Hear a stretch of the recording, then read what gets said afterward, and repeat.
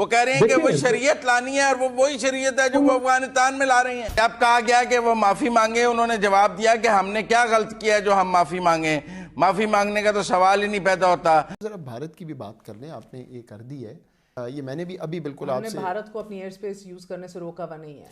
देखें इनके बाकी लिंक्स हैं भारत के साथ और रॉ के साथ। अच्छा ये भी मैं वाजे कर दूं, ये जो है ना लिंक्स, पहले होता था फिजिकल लिंकेज, लेकिन साथ ये भी बताएं कि कोई और दुनिया का मुल्क है जिसने अपनी सड़कें, अपने पुलिस वाले, अपनी चौकियां, अपनी पब्लिक प्रॉपर्टी तबाह की? एक तरीकाकार जो है वो तय किया जाएगा, उनको निकाला नहीं जाएगा, बल्कि पार्लियामेंट में कोई ऐसी कानून साजी करके फ्रांस को और बाकी तमाम दुनिया के ममालिक को ये बताया जाएगा कि पाकिस्तान जो है वो इस मामले में सुपर सेंसिटिव है। हुजूर ने एक मरतबा टीटीपी को रोका नहीं कि आप पाकिस्तान पे हमले ना करें। ये सीआईए, रॉ, एनडीएस ये दानिशत तौर पे ये सारा मामला इनको जब कश्मीर का मसला है, कोई भी मसला हो तो हमें आगे से कहा जाता है जी आपकी मईशत है क्या, आप किस बुनियाद पर किसी से बात कर सकते हैं, पहले अपनी मईशत खड़ी करें दुनिया में। ये मैं भी आज किसी को कहता, जब कश्मीर हुआ आपको याद होगा यूएई के सफीर ने जो इंडिया बैठे थे उन्होंने उसके हक में बयान दिया। जय हिंद, स्वागत है आप सबका दी तथ्य न्यूज़ पे। साथियों, एक तरफ जहां पर जो एयर स्पेस इंडिया को दिया गया उस पर जो सवाल हुए पाकिस्तान के एनएसए से, मोदी यूसुफ से, उस पर जो है वो साफ तौर पर जवाब देने से बचता, गोल गोल घुमाता रहा। फिर आखिरकार में जो है एक्सेप्ट करनी पड़ी ये चीज़ कि पाकिस्तान के पास ऐसी कोई चीज़ नहीं है जिसका वो घमंड खा सके, जिसकी वजह से वो एटीट्यूड मार सके। पाकिस्तान के पास, दुनिया में पाकिस्तान ने ऐसा कुछ भी नहीं किया है जिसकी वजह से पाकिस्तान अपनी एक, जिसको कहते हैं कम से कम अपना एक वो दिखा तो सके कि हाँ मेरा भी कुछ रुतबा, ऐसा कुछ पाकिस्तान ने नहीं किया। दूसरी तरफ जो टीएलपी वाले हैं, जैसे तैसे इन लोगों ने अपना जो है वो समेटा है धंधा, लेकिन ऐसी ऐसी शर्तें रख दी हैं, मतलब ऐसे ये तक भी कह दिया कि जो अब है उनकी जो कैबिनेट, जो पार्लियामेंट है, उसमें भी कैबिनेट जो है बाकायदा एक बिल पास करेगी जिसमें पूरी तरीके से फ्रांस को हम लोग जो है वो एक मुंह तोड़ जवाब देंगे। ये पाकिस्तानियों का कहना है। पूरी चीज़ क्या उधर आइए, पहले हम चलते हैं। कंट्रोल नहीं कर पा रहे, और इससे पहले भी शेख रशीद साहब के स्टेटमेंट मौजूद है। जब तालिबान ने कब्जा नहीं किया था अफगानिस्तान पे, तो शेख रशीद साहब ने कहा था कि हम उनसे बात करेंगे तालिबान से कि वो टीटीपी को भी कंट्रोल करें, कि वो पाकिस्तान में कोई इस तरह की हरकत ना करे, इस तरह की तबाही ना मचाए। लेकिन ऐसा कुछ हो नहीं पाया और बिल्कुल इनकी बात कोई नहीं सुन रहा, और ये सब कुछ बड़ा एम्बैरेसिंग है और काफी नुकसान हो रहा है। लेकिन साथ ये भी बताएं कि कोई और दुनिया का मुल्क है जिसने अपनी सड़कें, अपने पुलिस वाले, अपनी चौकियां, अपनी पब्लिक प्रॉपर्टी तबाह की? मतलब कोई इसका लॉजिक होना चाहिए चीज का। Till the next time is the problem. आपके पास अभी क्या गारंटी है कि ये, जिस तरह आपने कहा, अगले 2 महीने 6 महीने में वापस सड़कों पे नहीं होंगे? देखिए, गारंटी तो कोई नहीं हो सकती किसी भी चीज़ में। एक ब्रॉडर डिबेट, डिस्कशन और नेशनल फैसले की ज़रूरत है कि हम कौन है, हमने किधर जाना है। दुनिया का 5वां बड़ा मुल्क है, न्यूक्लियर पावर है, 22 करोड़ अवाम है।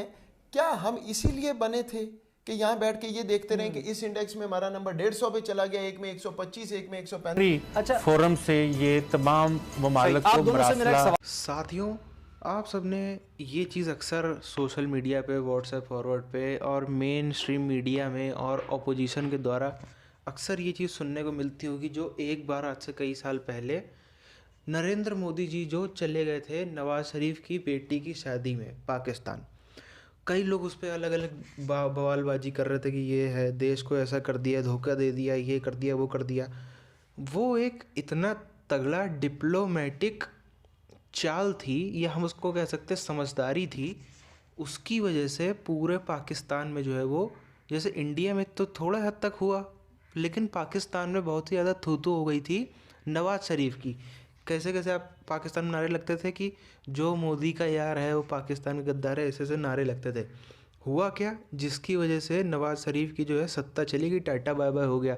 और जब सत्ता जाती है पाकिस्तान में किसी की, तो वो उसके साथ वही हाल होता है जो इंडिया में, पश्चिम बंगाल में जैसा कुछ हमको देखने को मिलता है। फिर उसकी वहाँ पर कोई स्थिति नहीं, फिर वो वहाँ पर अपोजिशन में रह नहीं सकता, उसको देश छोड़ के भागना ही पड़ेगा, वो उस एरिया के अंदर वो रह नहीं सकता, ये स्थिति रहती है। अब इसी वजह से जो है वो एक्टिव पॉलिटिक्स से नवाज शरीफ का हो गया पलायन, और जिसकी वजह से उसकी पार्टी भी नवाज शरीफ की काफ़ी कमज़ोर पड़ गई, और जो है वो फ़िलहाल कोई विकल्प नहीं है, जिसकी वजह से। और सबसे बड़ी बात तो यहाँ पर ये है कि नवाज शरीफ एक, चाहे जैसा भी हो, लेकिन एक कम्पिटेंट आदमी था।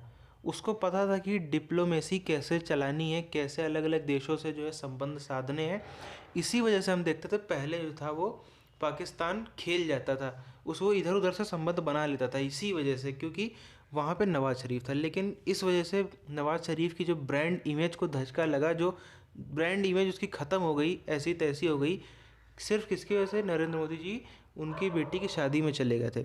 इस वजह से क्या हुआ, आ गया कौन? इमरान खान। और फिलहाल इमरान खान अभी जो है वो जाता वो भी नज़र नहीं आ रहा, क्योंकि और कोई वहाँ पे विकल्प दिखता और नहीं नज़र आ रहा है जो पाकिस्तानी आर्मी का भी इतना क्लोज हो और सब कुछ कर सके। आर्मी को तो चाहिए एक पपेट प्राइम मिनिस्टर, आर्मी को तो वैसा कोई चाहिए भी नहीं जो उनको आंखें दिखाए। उस हिसाब से आर्मी जो है वो इनको अगले चुनाव में भी जितवा देगी, जैसे फ़िलहाल संभावनाएं लग रही हैं। फ़ायदा इससे इंडिया का यहाँ पे बहुत बड़ा हुआ। इमरान खान को ना डिप्लोमेसी चलानी आती है, ना इकोनॉमी चलानी आती है, जो कि बहुत अच्छा है। जो उनकी काबिलियत है वो ऐसे ही काबिल रहें और ऐसे ही वो करते रहें, ये हर हिंदुस्तानी फ़िलहाल तो चाहता है, इसमें कोई दो राय नहीं।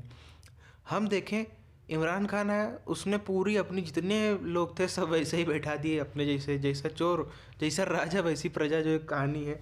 तो मोहित यूसुफ साहब भी उसी में एक एंट्री है, जो जिनकी लॉयल्टी अमेरिका की तरफ है, 2-2 पासपोर्ट रखते हैं। और जब इनसे सवाल पूछा जाता है कि एयर स्पेस इंडिया क्यों दे दिए, तो वैसा ही कुछ जवाब दिया जिसकी हर हिंदुस्तानी को उम्मीद रहती है, जैसा जवाब सुनने की पाकिस्तानी एनएसए द्वारा। ऐसे ही जवाब भी लोग देते रहे, बहुत अच्छा रहेगा। जैसे कि आप सबने सुना ही कि हम क्या कर सकते हैं, हम इंडिया को मना नहीं कर सकते हैं, हमारे देश में जो हो रहा है वैसा और कोई करते हैं क्या। लेकिन बात भी वो भी सही है कि और कहीं की पब्लिक इतनी जाहिल नहीं है जो अपने ही देश में ये सब करे।